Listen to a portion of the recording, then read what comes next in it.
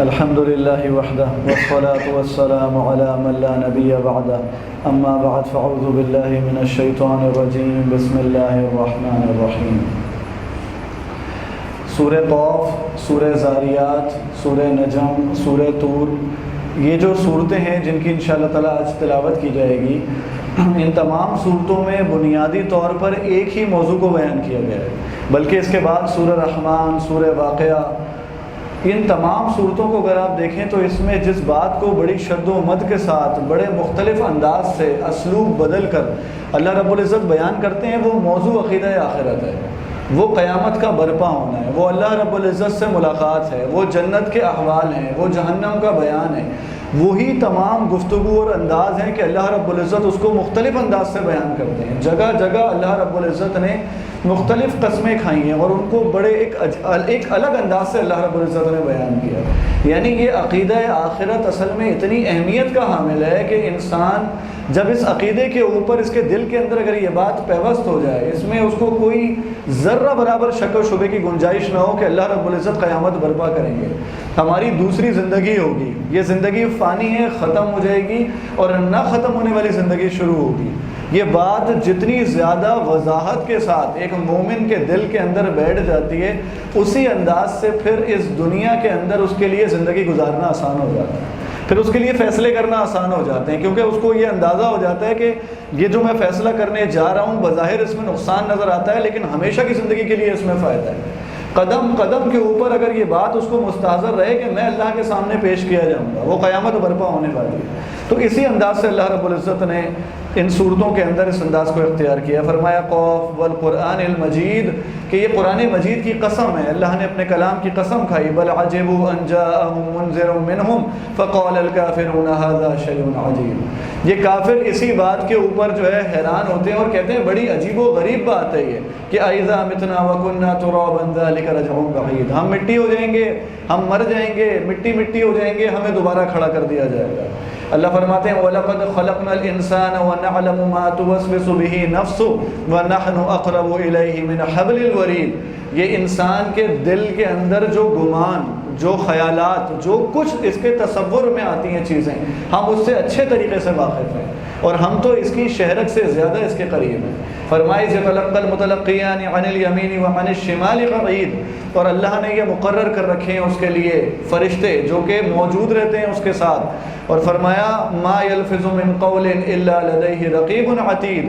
کوئی لفظ اس کے منہ سے نہیں نکلتا مگر وہ اس کو نوٹ کرنے کے لیے وہ تیار بیٹھا ہوتا ہے فرشتہ۔ یعنی اس بندے کو یہ احساس دلایا جا رہا ہے کہ تم آزاد نہیں ہو، تمہارے منہ سے کوئی بات نکلتی ہے مگر فرشتہ اس کو نوٹ کر لیتا ہے۔ اس لیے نبی کریم صلی اللہ علیہ وسلم فرماتے ہیں من کان یؤمن باللہ والیوم الآخر فلیقل خیرا او لیصمت، جو اللہ پر اور یوم آخرت پر ایمان رکھتا ہے اسے چاہیے کہ وہ جب بات کرے تو کوئی خیر کی بات کرے ورنہ خاموشی کو اختیار کرے۔ ایک حدیث میں آپ صلی اللہ علیہ وسلم نے فرمایا من صمت نجا، وہ شخص جس نے خاموشی کو اختیار کر لیا وہ نجات پا گیا۔ یہ زبان سے نکلنے والے کلمات کس حد تک انسان کے لیے اہمیت کا حامل ہوتے ہیں۔ ایک حدیث میں نبی صلی اللہ علیہ وسلم فرماتے ہیں بندے کے منہ سے کلمہ نکلتا ہے اسے اندازہ نہیں ہوتا، اللہ کے یہاں اس کے درجات بلند ہو جاتے ہیں، اور اسی طرح اس بندے کے منہ سے کلمہ نکلتا ہے جو اس کے لیے خسارے کا اور گمراہی کا سبب بن جاتا ہے، اللہ رب العزت کے یہاں اس کے مقام گر جاتا ہے اور اس نے تو ایک جملہ زبان سے ادا کیا ہوتا ہے۔ یہ اس حد تک اس کی اہمیت ہے کہ انسان اس بات کا خیال رکھے کہ وہ فرشتے نوٹ کر رہے ہیں۔ وَجَاءَ سَكْرَةُ الْمَوْتِ بِالْحَقِّ ذَلِكَ مَا كُنْتَ مِنْهُ تَحِيدُ، کہ وہ وقت آ جاتا ہے جب سکرات بندے کے اوپر آ جاتی ہے اور وہ اس سے بھاگ رہا ہوتا ہے، وہ اس کو پسند نہیں کرتا۔ یہ وہ وقت ہے کہ جو ہر انسان کے اوپر وارد ہو کے رہے گا، اور وہ شخص جسے اللہ رب العزت نے اپنے راستے میں شہادت کا مرتبہ نصیب فرمائے، یہ واحد شخص ہے جو اس سکرات سے بچ جاتا ہے۔ اللہ رب العزت اس کے لیے یہ خوبی اور اللہ تعالیٰ نے فضیلت بیان فرمائی کہ اس کو اتنی تکلیف ہوتی ہے جیسے چونٹی کے کاٹنے کی تکلیف ہوتی ہے، باقی تو ہر شخص کے لیے سکرات کا معاملہ ہے۔ پھر وہ ان کے الگ ایک کیفیت ہے کہ ان کے اوپر کیا معاملات ہوتے ہیں۔ امی عائشہ بیان کرتی ہیں نبی صلی اللہ علیہ وسلم جب آپ اپنے آخری وقت میں تھے تو آپ کے پاس پانی کا پیالہ تھا، آپ اس میں ہاتھ رکھتے اور اپنے چہرے مبارک پر پھیرتے اور آپ فرماتے کہ موت کی بڑی سختیاں ہیں، اور آپ صلی اللہ علیہ وسلم نے وہ دعا سکھائی ہے کہ اللہم اعنی علی سکرات الموت، کہ اللہ میں سکرات موت کے وقت تیری مدد چاہتا ہوں، جس طرح ہم نماز کے بعد دعا کرتے ہیں رب اعنی علی ذکرک و شکرک و حسن عبادتک، اسی طرح یہ دعا کرنی چاہیے کہ اللہم اعنی علی سکرات الموت، اللہ میں سکرات موت کے وقت تیری مدد طلب کرتا ہوں۔ فرمایا وَيَوْمَ تَقُولُ لِجَهَنَّمَ هَلِ امْتَلَأْتِ وَتَقُولُ هَلْ مِن مَزِيدٍ، کہ جب ہم کہیں گے، جہنم سے پوچھیں گے کہ تو بھر گئی ہے، تو وہ پوچھے گی، وہ کہے گی کہ اور مزید ہیں لوگ۔ اس جہنم کی اللہ نے وسعت کو بیان کیا جس کے ایندھن انسان اور پتھر ہیں، جس میں ان کو ڈال دیا جائے گا، اور اس میں سے وہ چنگاریاں ایسی ہوں گی جیسے کہ زرد رنگ کے اونٹ یا محل ہوتے ہیں،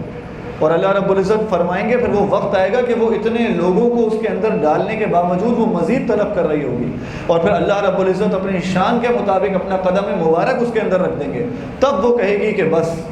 یہ جہنم کی وسعت اور جہنم کی ہولناکی کو اللہ رب العزت نے بیان کیا۔ فرمایا من خشی الرحمن بالغیب وجاء بقلب منیب، ہاں جو بغیر دیکھے غیب کی معاملات میں ہی اللہ سے ڈر جاتا ہے، جس نے رب کو نہیں دیکھا، جس نے فرشتوں کو نہیں دیکھا، جس نے جنت اور جہنم کو نہیں دیکھا، لیکن اللہ کے کلام پر ایمان لاتے ہوئے رب کے تقوی کو اختیار کیا اور اللہ کے پاس وجاء بقلب منیب، رجوع کرنے والا دل لے کر گیا،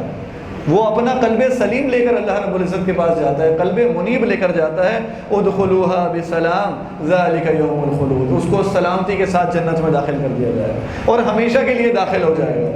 تو جو شخص اس پر ایمان لے آتا ہے اور اپنے دل کو سالم رکھتا ہے، اپنے دل کے اندر اس قرآن مجید میں جو وعظ و نصیحت کا بیان ہے اس کو محسوس کرتا ہے، اور پھر اس کے اعمال کے اوپر وہ چیزیں ظاہر ہوتی ہیں، تو پھر اس کے لیے بشارت ہے اور ہمیشہ کے لیے رہنے والی جنت ہے۔ فرمایا نحن اعلم بما یقولون وما انت علیہم بجبار فذکر بالقرآن من یخاف وعید، کہ یہ کفار جو کچھ باتیں کرتے ہیں ہم ان کو جانتے ہیں، اور آپ ان کے اوپر کوئی داروغہ نہیں، آپ انہیں زبردستی ہدایت پر نہیں لا سکتے، ہاں ان کو نصیحت کرتے رہیے اس قرآن مجید کے ذریعے، تو وہی شخص جو اس نصیحت کو قبول کر لے اور اس سے ڈر جائے اسی کے لیے خیر کا معاملہ ہے۔ فرمایا والذاریات ذروا فالحاملات وقرا فالجاریات یسرا فالمقسمات امرا، قسم ہے ان ہواؤں کی جو اڑ کر بکھیرنے والی ہیں، ان بادلوں کی قسم جو پانی کا بوجھ اٹھاتے ہیں، ان فرشتوں کی قسم جو کام تقسیم کرتے ہیں۔ پھر فرمایا کہ انما توعدون لصادق، ہاں یہ وہ وعدہ پورا ہو کر رہے گا، وہ قیامت برپا ہو کر رہے گی۔ اللہ رب فرماتے ہیں ان المتقین فی جنات و عیون، ہاں وہ متقین لوگ، وہ نیک لوگ جو اللہ رب العزت کا تقوی اختیار کرتے ہیں، اللہ سے ڈر جاتے ہیں، ان کے لیے اللہ نے باغات اور چشموں کو تیار کر رکھا ہے۔ آخذین ما آتاہم ربہم انہم کانوا قبل ذلک محسنین، دنیا کے اندر احسان والی زندگی گزارا کرتے تھے، کانوا قلیلا من اللیل ما یہجعون، راتوں میں بہت کم سوتے تھے، اللہ رب العزت کے لیے کھڑے ہو جاتے تھے، قیام کے اندر کھڑے ہو جاتے تھے، اور اللہ رب العزت سے اپنے لیے استغفار اور بخشش کو طلب کیا کرتے تھے۔ فرمایا وبالاسحار هم یستغفرون، یہ سحری کے وقت، یہ آخری وقت میں اللہ سے استغفار مانگا کرتے تھے۔ وفی اموالہم حق للسائل والمحروم، اور ان کے مالوں میں وہ مانگنے والوں کا اور نہ مانگنے والے بھی جو محروم ہوتے ہیں ان کے لیے بھی حصہ ہوا کرتا تھا، یہ اپنے مالوں میں سے اللہ کی راہ میں خرچ کیا کرتے تھے۔ اور اللہ نے اپنی نشانیاں بیان فرمائیں کہ وفی الارض آیات للموقنین، کہ یہ اس زمین کے اندر نشانیاں ہیں یقین رکھنے والوں کے لیے۔ وفی انفسکم افلا تبصرون، کہ تمہارے اپنے نفس کے اندر بہت ساری اللہ کی نشانیاں ہیں، تم دیکھتے نہیں ہو۔ وفی السماء رزقکم وما توعدون، یہ آسمانوں سے تمہارا رزق نازل کیا جاتا ہے جو تم سے وعدہ کیا جاتا ہے۔ اور آگے اللہ فرماتے ہیں، انداز دیکھیے رب کریم کا کہ فورب السماء والارض، زمین و آسمان کے رب کی قسم، انہ لحق، یہ جو بات تم سے بیان کی جاتی ہے، یہ غیب کی باتیں، یہ جنت، یہ جہنم، یہ قیامت، یہ اللہ کی ملاقات، یہ حق ہے۔ مثل ما انکم تنطقون، جیسے تم آپس میں بات کرتے ہو، جیسے تمہارا بولنا حق ہے، تم آپس میں گفتگو کرتے ہو، اس میں کوئی شک و شبے کی گنجائش نہیں ہے۔ اللہ قسم کھا کے فرماتے ہیں کہ یہ قرآن، یہ جنت، یہ جہنم، یہ تمام معاملات حق ہیں، تو ان کے اوپر ایمان لے آؤ۔ یہ غیب کا ایک پردہ بیچ میں رکھ دیا گیا ہے۔ وہ فذکر فإن الذکریٰ تنفع المؤمنین، تو مومنین کو نصیحت کیجیے کیونکہ نصیحت سے مومنوں کو فائدہ ہوتا ہے۔ یہ کان میں جب بندے کے آواز پڑتی ہے، جب اللہ کا کلام سنتا ہے، جب قرآن مجید کی بات اس کو بتائی جاتی ہے، جب نبی صلی اللہ علیہ وسلم کے فرمان سے قریب ہوتا ہے، تو مومن کو بڑا فائدہ ہوتا ہے۔ تو اس لیے بنیادی بات یہ کہ اس رمضان کے تعلق سے جو اللہ نے ہمیں جوڑ دیا، اللہ ہمیں سارا سال جڑنے کی توفیق عطا فرمائے، ہماری اپنی پوری زندگی کے اندر پھر ہماری یہ نسبت اور یہ تعلق رہے کہ ہم اپنے آپ کو دین سے کسی حوالے سے جوڑ کر رکھیں۔ اپنے وقت میں سے ایک چیز کو مختص کریں کہ یہ ہم کوئی خیر کی بات سنتے رہیں، کوئی نصیحت سنتے رہیں تاکہ مومنوں کو اس سے فائدہ ہو۔ جب نبی صحابہ کرام بھی اللہ کے نبی صلی اللہ علیہ وسلم کی مجلس سے اٹھ کے آتے تو کہتے ہیں ہماری وہ کیفیت نہیں ہے۔ سیدنا حنظلہ تو پریشان ہو گئے تھے، کہنے لگے حنظلہ منافق ہو گیا۔ تو پوچھا کیا بات ہے؟ کہنے لگے یہ جو اللہ کے نبی صلی اللہ علیہ وسلم کے پاس ہم بیٹھتے ہیں تو جب ہم نکل آتے ہیں اپنے کام دھندوں میں لگ جاتے ہیں، ہماری وہ کیفیت نہیں رہتی۔ تو بتایا گیا کہ اگر ایسا نہیں ہوتا تو فرشتے تم سے سلام کرتے، فرشتے تم سے مصافحہ کرتے۔ تو یہ تو ہوتا ہے کہ جب تم اس ماحول میں ہوتے ہو تو تمہارے ایمان کی کیفیت مختلف ہوتی ہے۔ پھر انسان دنیا کے جھمیلوں میں کھپ جاتا ہے، لگ جاتا ہے، تو اس کی وہ ایمان کی کیفیت کم ہو جاتی ہے، تو اس کو پھر ضرورت ہوتی ہے کہ وہ اپنے آپ کو اس دین کے تعلق سے جوڑ کر رکھے۔ فرمایا وما خلقت الجن والانس الا لیعبدون، کہ ہم نے جنوں اور انسانوں کو تو نہیں تخلیق کیا مگر اس لیے کہ وہ ہماری عبادت کریں۔ ان دو مخلوقات کا اللہ نے ذکر کیا، 12 مہینے 24 گھنٹے بندہ اللہ کی عبادت کرنے والا۔ اب یہ پوری کی پوری زندگی اللہ کی عبادت سے ہی انسان کی گزرے اور اس کے سوا نہ ہو، یہ کیسے ممکن ہے؟ یہ اسی طرح سے ممکن ہے کہ پوری زندگی 24 گھنٹے 12 مہینے اللہ کے نبی صلی اللہ علیہ وسلم کی سنت پہ عمل کرنے کی کوشش کرے، تو پھر اس کا جو کچھ بھی ہے، وہ کھاتا ہے، وہ پیتا ہے، اس کے اپنے ازدواجی تعلقات ہیں، اس کا کاروبار ہے، اس کی زندگی، اس کا جینا، اس کا مرنا، ہر چیز کو اللہ رب العزت عبادت میں لکھ دیتے ہیں۔ وَمَا خَلَقْتُ الْجِنَّ وَالْإِنسَ إِلَّا لِيَعْبُدُونِ۔ تو انسان بس ہر کام تو تمام کرنے، انسان کی بس یہ کوشش ہو کہ ہم سنت کے مطابق کرنے والے بن جائیں۔ حتیٰ کہ اپنے گھر میں، عمارت میں اگر وہ کھڑکی بھی بناتا ہے اور اس کی یہ نیت ہوتی ہے کہ اس میں سے اذان کی آواز آئے گی، تو وہ اس کے لیے باعث اجر بن جاتی ہے۔ وہ کام جو انسان اپنی ذاتی ضرورت کے لیے کرتا ہے، صرف مومن کو اللہ نے یہ فہم عطا کیا ہوتا ہے کہ وہ اپنی نیت کو درست کر لیتا ہے۔ میں کھانا کھاتا ہوں تو میں یہ قوت حاصل کرتا ہوں کہ میں اللہ رب العزت کے لیے فرما برداری کرنے والا ہوں۔ میں ورزش کرتا ہوں، میں یہ نیت رکھتا ہوں کہ میں جہاد کی تیاری کرنے والا ہوں۔ میں اپنے کوئی بھی کام کرتا ہوں تو میری یہ نیت ہوتی ہے کہ میں نے اس کی مدد کی ہے تاکہ اللہ کے مجھے اس کو اجر مل جائے۔ تو میرے اپنے روزمرہ کے معمولات، میں رات سو جاتا ہوں، میں دعا پڑھ کے سوتا ہوں، میں سنت طریقے سے سو جاتا ہوں، میرا سونا جو ہے وہ عبادت بن سکتا ہے۔ وَمَا خَلَقْتُ الْجِنَّ وَالْإِنسَ إِلَّا لِيَعْبُدُونِ۔ ہماری صرف سوچ کا معاملہ ہے کہ ہم اپنی نیت کی اصلاح کر لیں، اس اعتبار سے کہ ہمارا ہر عمل اللہ رب العزت کی عبادت میں لکھ دیا جائے۔ مَا أُرِيدُ مِنْهُم مِّن رِزْقٍ وَمَا أُرِيدُ أَن يُطْعِمُونِ إِنَّ اللَّهَ هُوَ الرَّزَّاقُ ذُو الْقُوَّةِ الْمَتِينُ۔ اللہ رب العزت فرماتے ہیں میں تم سے رزق طلب نہیں کرتا، اللہ تو خود رازق ہے، خود رزاق ہے، وہی رزق کو تقسیم کرتا ہے۔ اور فرمایا کہ تم کسی انسان کی موت نہیں آتی، ان النفس لن تموت حتى تستكمل رزقها، اس کا جب تک رزق مکمل نہیں ہوتا اس کی موت نہیں آتی۔ تو اللہ رب العزت رزق کو تقسیم کرنے والا ہے۔ اللہ بارہا قرآن مجید میں یہ ارشاد فرماتے ہیں کہ اس حوالے سے تم اطمینان رکھو، تمہیں تو اپنی کوشش کرنی ہے، باقی رزق عطا کرنا اللہ رب العزت کا کام ہے۔ اور شیطان کی یہ کوشش ہوتی ہے کہ شیطان یعدکم الفقر، کہ وہ تمہیں فقیری سے ڈراتا ہے کہ تم نے اللہ کی راہ میں مال خرچ کیا تو تمہارا مال کم ہو جائے گا، تم فقیر ہو جاؤ گے، اور تمہیں بے حیائی میں کام خرچ کرنے کا حکم دیتا ہے۔ تو انسان اپنے اسراف تبذیر میں، فضول رسموں میں اتنا خرچ کر دیتا ہے کہ اسے تصور نہیں ہوتا، لیکن صدقہ خیرات اللہ کی راہ میں دیتے ہوئے اسے فقیری کا خوف محسوس ہوتا ہے۔ تو فرمایا کہ اللہ رب العزت ہی رازق ہے، تم بس اللہ پر اطمینان رکھو اور اپنے مطابق کوشش کرو۔ سورہ طور کے حوالے سے فرمایا وَالطُّورِ وَكِتَابٍ مَّسْطُورٍ، طور کی قسم، کتاب لکھی ہوئی، فی رق منشور، کھلے کاغذ کے اندر، والبیت المعمور، بیت معمور کی قسم، والسقف المرفوع، اونچی چھت کی قسم، والبحر المسجور، بھڑکائے ہوئے سمندر کی قسم، ان عذاب ربک لواقع، کہ تیرے رب کا جو عذاب ہے یہ واقع ہو کے رہے گا، ما لہ من دافع، کوئی روک نہیں پائے گا اس کو۔ وہی مختلف اسلوب کے ساتھ بارہا یہ بات بتائی جا رہی ہے کہ یہ وقت آنے والا ہے، یہ قیامت برپا ہونے والی ہے۔ اور نبی صلی اللہ علیہ وسلم کی وہ حدیث کہ جس کا آخری وقت آ گیا اس کے لیے تو قیامت برپا ہو گئی، اس کی تو مہلت ختم ہو گئی۔ وہ کب ہوں گے یاجوج ماجوج کے معاملات اور کیا چیزیں ہوں گی، اس کی تو اپنی زندگی کا معاملہ تو طے ہو چکا، اب اس کے لیے تو قیامت شروع ہو گئی۔ والذین آمنوا واتبعتهم ذریتهم بإیمان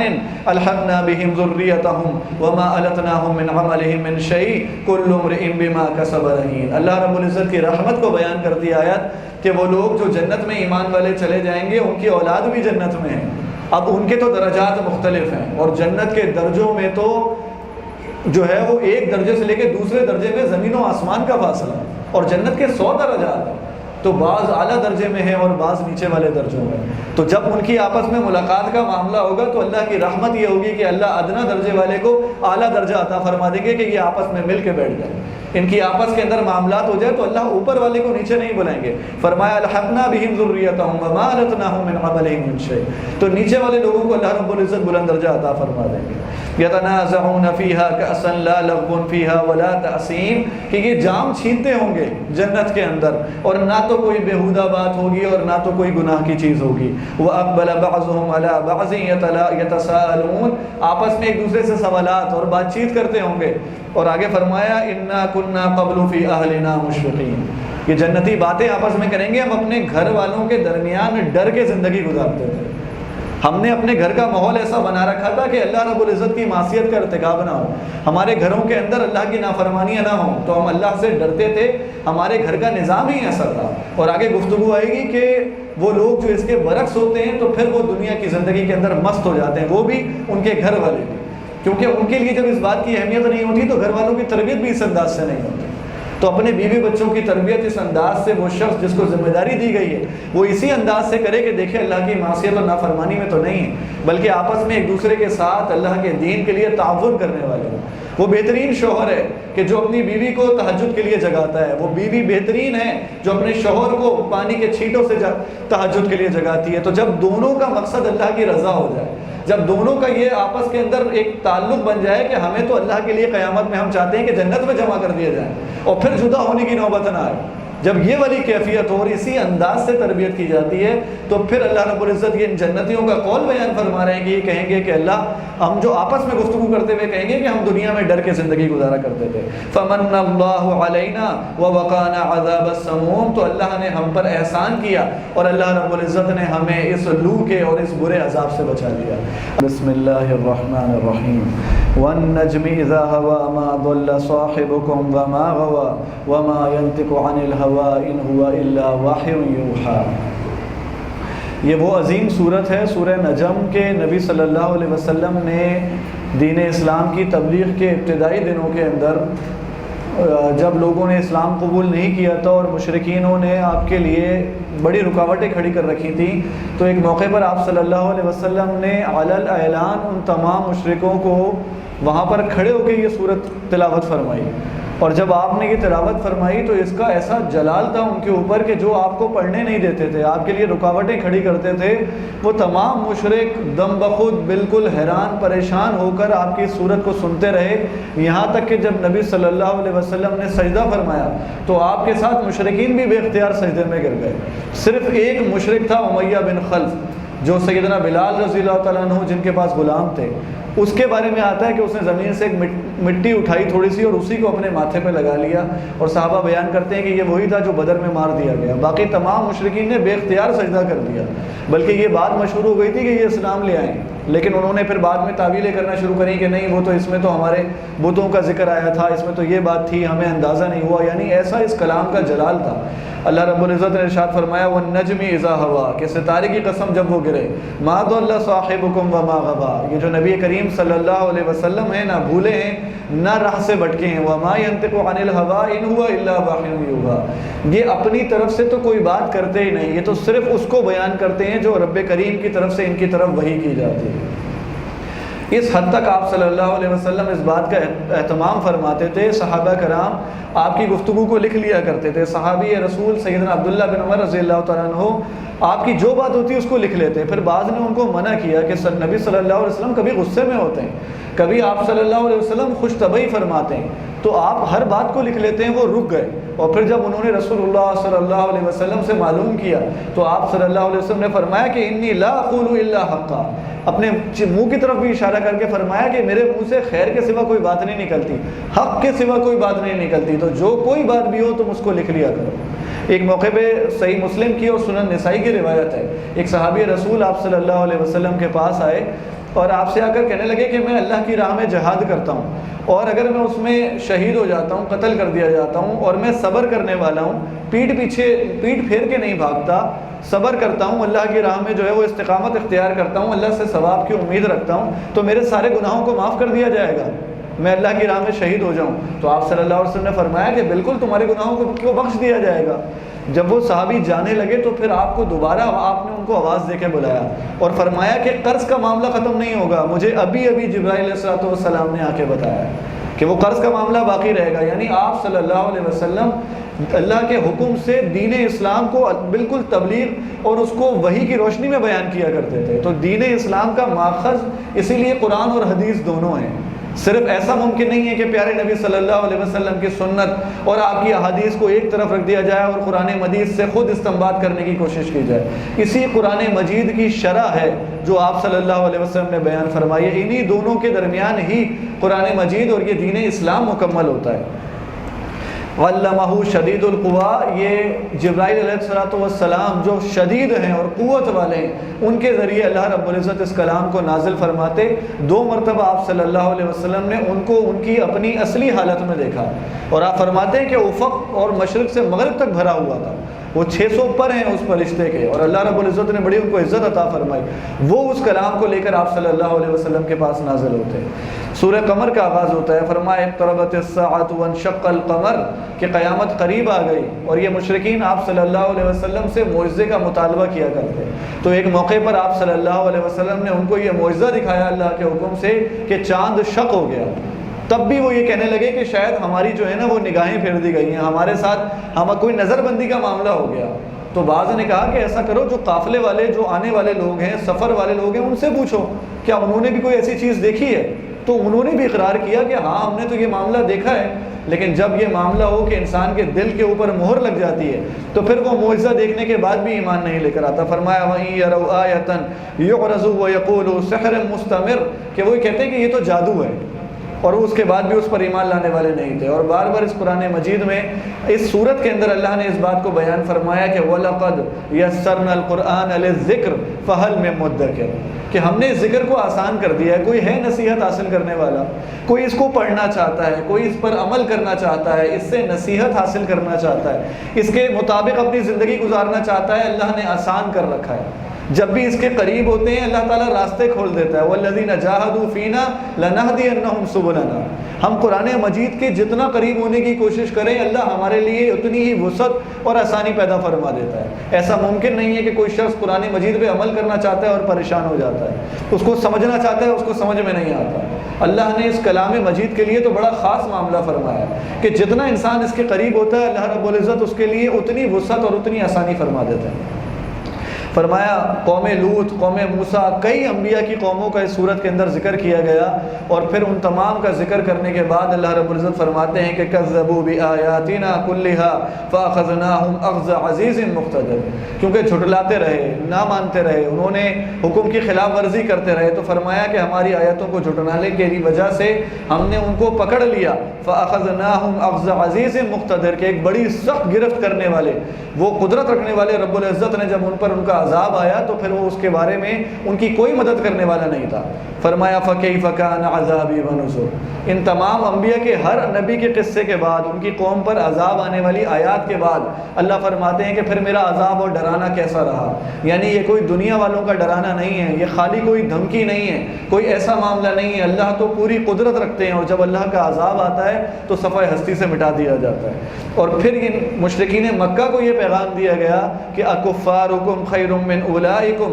ام لکم براءۃ فی الزبر، کہ تمہارے جو کافر ہیں، تمہیں جو پرانی قوموں کے قصے بتائے جاتے ہیں کہ وہ کفر کیا کرتے تھے، اللہ کی آیات کو جھٹلاتے تھے، اللہ نے تباہ و برباد کر دیا. تو اکفارکم خیر من اولئکم، تمہارے جو کافر ہیں وہ کیا ان سے بہتر ہیں؟ اللہ کے یہاں تو ایک ہی معاملہ ہے، یا تو کفر کرنے والے یا ایمان کو قبول کرنے والے. تو اللہ کے یہاں تو یہ تقسیم نہیں ہے کہ اگر تم کعبے کے متولی ہو، تم کعبے کے ساتھ ہو، تم وہاں پر حاجیوں کی خدمت کرتے ہو تو تمہارا کفر کرنے کا معاملہ جو ہے وہ ان سے مختلف ہو جائے گا. اور یہی بات عام ہے کہ ہمارے لیے بھی آج ہم اللہ کے دین کو قبول نہ کریں، اللہ نہ کرے ہم قرآن مجید سے اپنا تعلق چھوڑ دیں، ہم نبی صلی اللہ علیہ وسلم کی سنت کے لیے اور اس کو اپنانے والے نہ بنیں، تو ہماری تو اللہ رب العزت سے کوئی رشتہ داری نہیں ہے. اللہ کے لیے تو ایک ہی معاملہ ہے کہ یا تو ایمان والوں میں شامل ہو جاؤ یا پھر کفار کے ساتھ ان کا حشر کیا جائے گا. فرمایا ان المتقین فی جنات و نہر فی مقعد صدق عند ملیک مقتدر، یہ تقوی پرہیزگاری کو اختیار کرنے والے، ان کے لیے اللہ نے باغات اور نہریں تیار کر رکھی ہیں،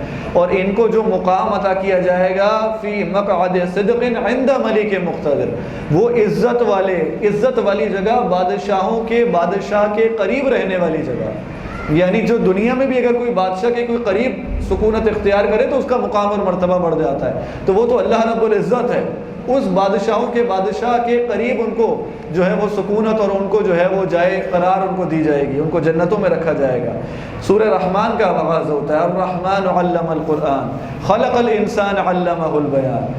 4 چوٹی کی چیزوں کا بیان ہے۔ الرحمن، اللہ رب العزت کی چوٹی کی صفت۔ الرحمن، اللہ کی وہ رحمت جس میں جوش پایا جاتا ہے، جس کے اندر مبالغے کا صیغہ ہے کہ وہ اللہ رب العزت کی رحمت کے بندے کے گناہ زمین اور آسمان کی حدوں کو چھو رہے ہوں، لیکن اللہ رب العزت کے سامنے آتا ہے اور ایک دفعہ اس کی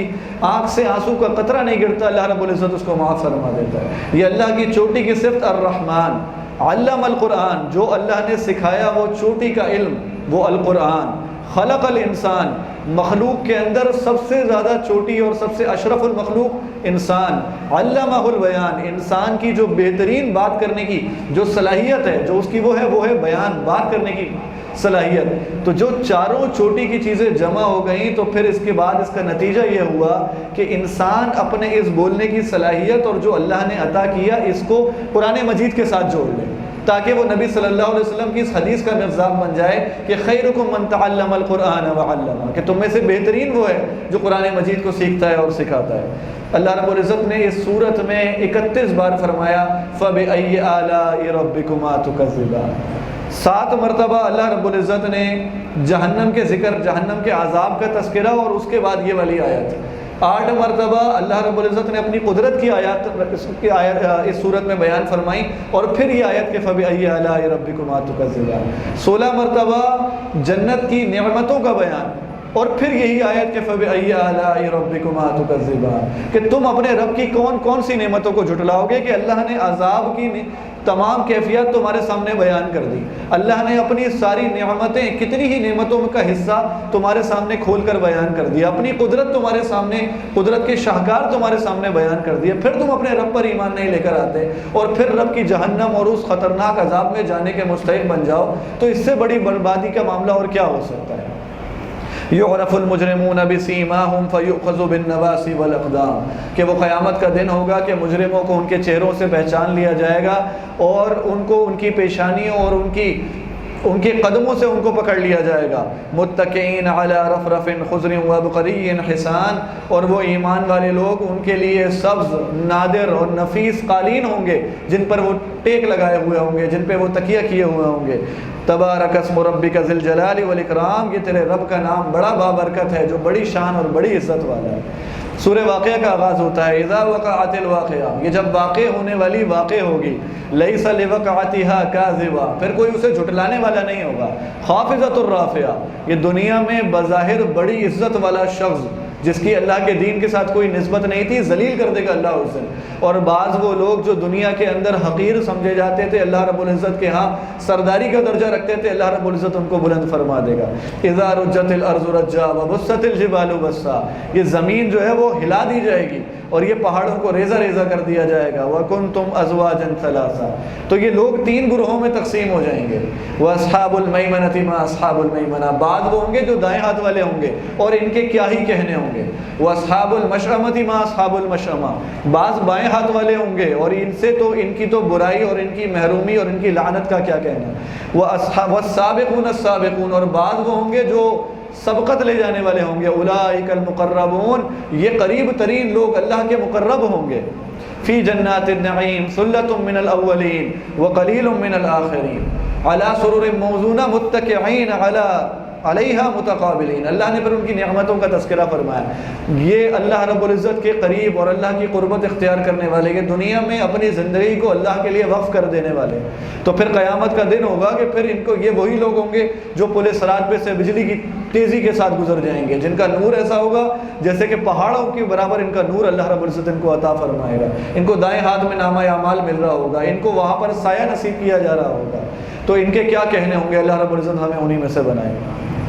وَأَصْحَابُ الْيَمِينِ مَا أَصْحَابُ الْيَمِينِ وَظِلٍّ مَّمْدُودٍ وَمَاءٍ مَّسْكُوبٍ وَفَاكِهَةٍ كَثِيرَةٍ، یہ دائیں ہاتھ والے لوگ یہ بھی اصحاب یمین، ان کے لیے بھی اللہ نے باغات تیار کر رکھے ہیں، ان کے لیے بھی گھنے سائے ہیں، ان کے لیے تہبتے کیلے اور بیریاں اور کتنے اللہ رب العزت نے ان کے لیے میوے تیار کر رکھے ہیں۔ لا مقطوعۃ ولا ممنوعہ، اس کے اندر کوئی رکاوٹ نہیں ہوگی، کوئی ختم نہیں ہوگا، کوئی اینڈ نہیں ہوگا۔ وفرش مرفوعہ، اللہ رب العزت نے ان کے لیے پاکیزہ اور اونچے بستروں کو تیار کر رکھا۔ واصحاب الشمال ما اصحاب الشمال، اور بائیں ہاتھ والے، اور کیا ہی بدترین ہیں یہ بائیں ہاتھ والے کہ جن کو نام اعمال ان کے بائیں ہاتھ میں دیا جائے گا۔ فی سموم وحمیم وظل من یحموم، کہ ان کے لیے زہریلا اور کھولتا ہوا پانی،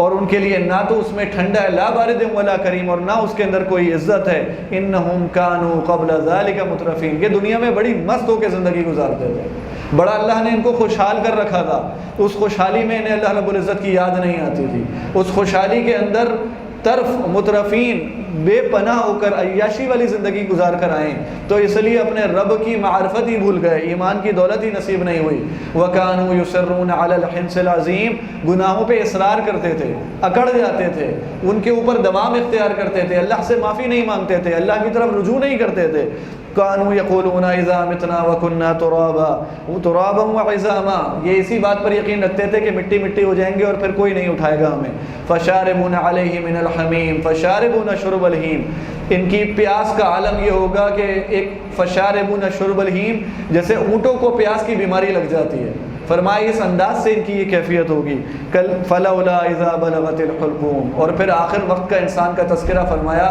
کہ یہ جب روح حلق میں اور آ کر اٹک جاتی ہے، یہ حلقوم میں پھنس جاتی ہے، وانتم حینئذ تنظرون، تم اپنی آنکھوں سے دیکھ رہے ہوتے ہو، فرمایا نحن اقرب الیہ منکم ولکن لا تبصرون، تمہارے سامنے تو وہ شخص ہوتا ہے، تم اس کے قریب ہوتے ہو، لیکن ہم اس کے زیادہ قریب ہوتے ہیں، لیکن تم دیکھتے نہیں ہو۔ فرمایا فلولا ان کنتم غیر مدینین، اگر تم کسی کے ماتحت نہیں ہو، تمہارے پاس بڑا عبور ہے اس بات کے اوپر، ترجعونہا، تو یہ بندہ جو تمہارے سامنے جاں بلغ ہے اور اس کے سکرات کی کیفیت ہے، تو اس کو روک لو،